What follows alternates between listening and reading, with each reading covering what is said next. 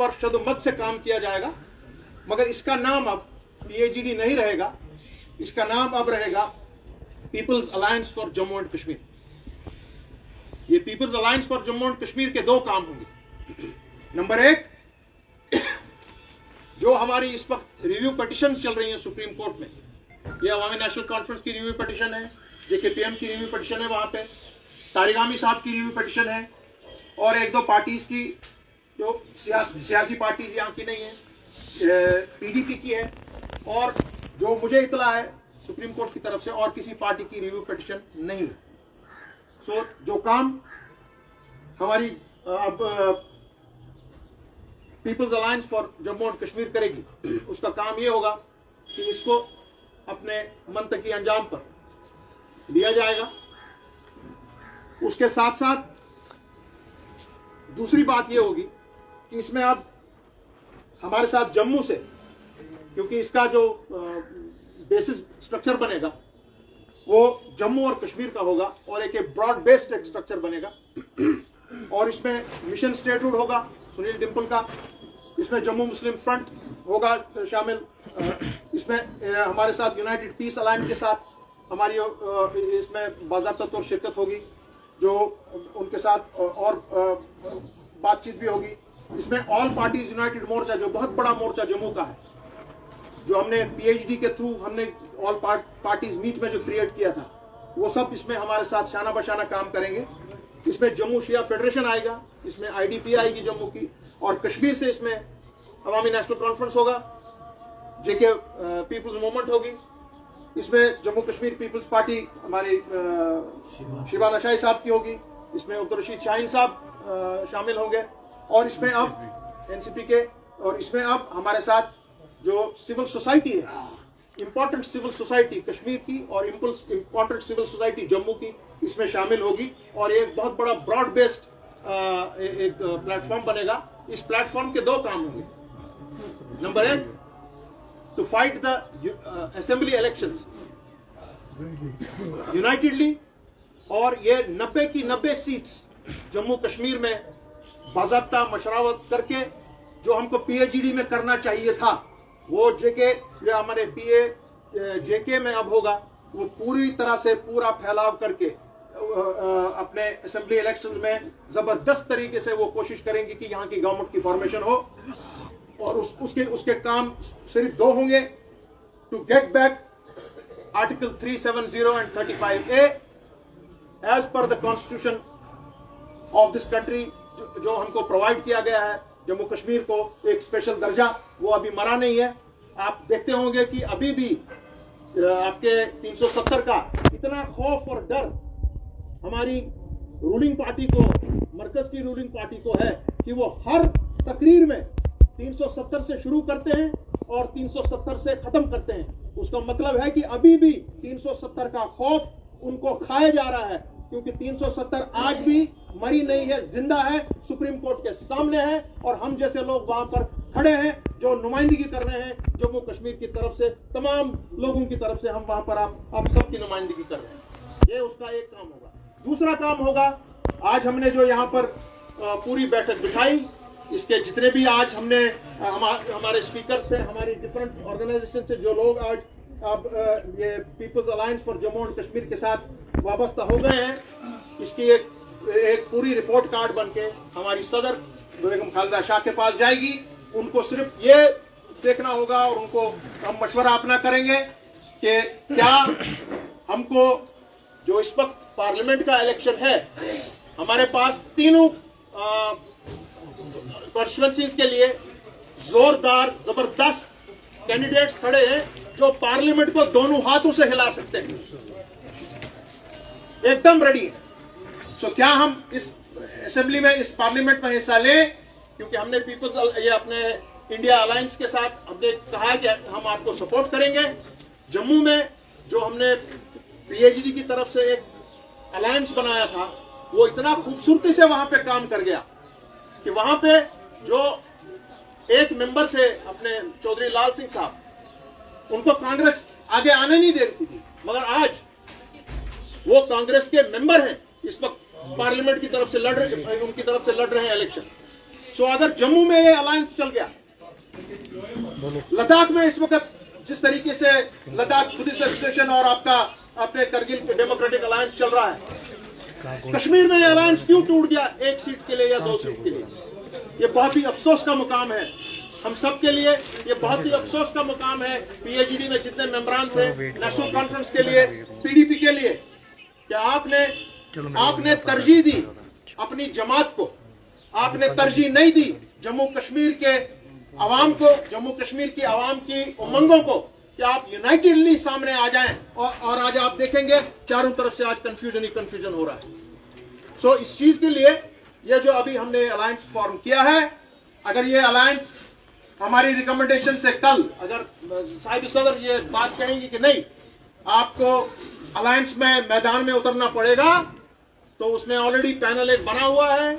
कश्मीर से कौन होगा, श्रीनगर से, अनंतनाग ये अपने कुपवारा से कौन होगा, बारामूला से कौन होगा और अनंतनाग से कौन होगा, और बड़े दिग्गज और जोरदार कैंडिडेट्स हैं। अब वो देखना है हमको कि इंडिया अलायंस के साथ क्या किया जाएगा। मगर मैं इंडिया अलायंस के जो उनके एक मेन पार्टी है जो कांग्रेस है, उनसे मैं इतनी बात कहूंगा, और जो हमारी 2 पार्टीज वहां पर, ये मैं उनसे खुसूसन मैं मुखातिब हूं डॉक्टर फारूक साहब से डायरेक्टली, यहां से मैं मुखातिब हूं महबूबा जी से। कांग्रेस ने अपना जो मैनिफेस्टो दिया है उसमें 370 और 35 का उन्होंने बिल्कुल जिक्र नहीं किया है। क्या आप लोगों ने कभी अपनी लबकुशाई की है इस बारे में? अगर नहीं की है आज तक, तो आइंदा मेहरबानी करके जरूर करिएगा इस अलायंस में, क्योंकि अगर हम कल इस अलायंस का हिस्सा बनेंगे, इंडिया अलायंस का हिस्सा ऑफिशियली अगर हम बनने जाएंगे, तो हम उनसे पहली ये बात कहेंगे, हमको क्लियर कर दीजिए क्या आपके 370 और 35A पर क्या व्यूज हैं। It is not enough to tell us that we are going to restore the constitutional rights of Jammu and Kashmir. You have to be very upright and say that we are going to do help in restoring of 370 and 35A. So, और जहां तक हमारी पीछे ये जितनी भी हमारी कार्रवाई चली, मैं इतना ही कहूंगा कि हमने बड़ी कोशिश की, मैंने बड़ी कोशिश की, तारिगामी साहब ने बड़ी कोशिश की, इवन जो बीच में आपस में बीजेपी और इनका पीडीपी और इनका मामला बना, हमने दोनों को कहा कि भाई साहब ये मत कीजिए, ये अपने स्पोक्समैनों को लगाम दीजिए, ये हमारी कौम के लिए ठीक नहीं है। अगर हम लद्दाख में इकट्ठे चलने की ठान रहे हैं, जम्मू में लोग इकट्ठे चल रहे हैं, यहाँ पर क्या हो गया ये? तो ये बड़े अफसोस के साथ आज ये हमने ये फैसला लेना पड़ा, क्योंकि हमसे कोई बातचीत नहीं हुई। एक साल से, लगभग 1 साल से हम कोशिश में हैं। डॉक्टर साहब भी अपने जेकेपीएम के, मैं भी, हमने बड़ी कोशिश की कि पीएचडी का इजलास लगे, मगर नहीं लगा, बिल्कुल नहीं लगा। और आज इलेक्शंस की बात आई, आपने कौम के उनके जो उमंगे हैं उनको वहीं रख दिया और आप अपने इलेक्टोरल अलायंस के पीछे भागे। और बड़ी बदकिस्मती की बात है, अभी भी मौका है, आखिरी मौका अभी भी है। सोच लीजिए, समझ लीजिए, हमारी बच्चों का मामला है, हमारे फ्यूचर्स का मामला है। और फिर जो जहां तक हमारा ताल्लुक है, ये जो अभी हमने अलायंस इस वक्त इसका सिर्फ एक नॉमेनक्लेचर चेंज हुआ है, इनको अब फैसला लेना पड़ेगा, वो लेंगे वो 1 या 2 दिन के अंदर बाय मंडे या ट्यूसडे, कि अगर हमको मैदान में आना है, वो देखना है उसकी बारीकी क्या है, उससे कोई डैमेज ना हो, उससे बीजेपी को कोई मैदान न मिले कहीं खुला, ये सब देखना है। अदरवाइज वी आर रेडी, और ऐसे कैंडिडेट सामने हैं जो मैदान मार सकते हैं आज की तारीख में।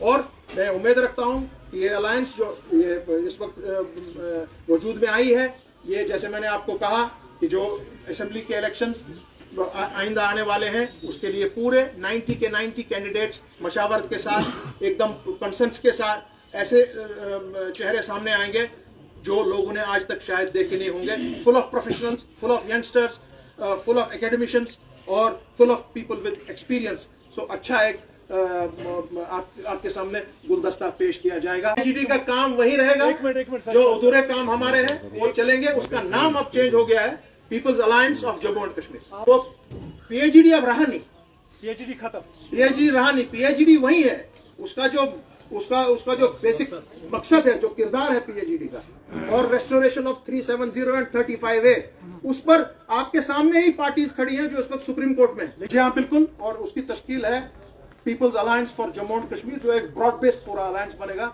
जम्मू, और जो मैंने नाम भी लिए हैं इसके साथ साथ आपके इसमें अब सिविल सोसाइटी भी जुड़ रही है कश्मीर से और जम्मू से, और बहुत ही इफेक्टिव एक ये प्लेटफॉर्म बनने जा रहा है। And this will be one of the top platforms for fighting the assembly election Jammu and Kashmir.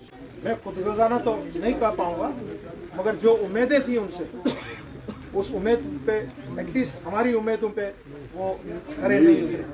ये बहुत सही बात है। और जहाँ तक आपने आवाम की बात की, ये बात बिल्कुल दुरुस्त है कि आवाम आज ये भी देख रहे हैं कि अगर जम्मू में एक जाती है, लद्दाख में एक जाती है, क्योंकि लद्दाख की अगर मैं बात करूं, अभी वो एक लॉन्ग मार्च कर रहे हैं, वहां पर वो 60,000 ये क्या कहते हैं एकड़ उसका लैंड का, 40,000 एकड़ लैंड का कनाल का मामला है, और वहां लद्दाख पूरा वहां जा रहा है, और वो जो इंडस्ट्रीज को दिया जा रहा है वो प्रोजेक्ट वो रोकने की कोशिश कर रहे हैं। मगर जब हमने यहाँ पे पॉइंट आउट किया कि यहाँ पे 20 कनाल लैंड हमने महाराष्ट्र सदन को बेचे हैं 9 करोड़ रुपए में, तो क्या हमारी जबानों पे ताला लगे, हम क्यों नहीं उठते हैं इस तरह से?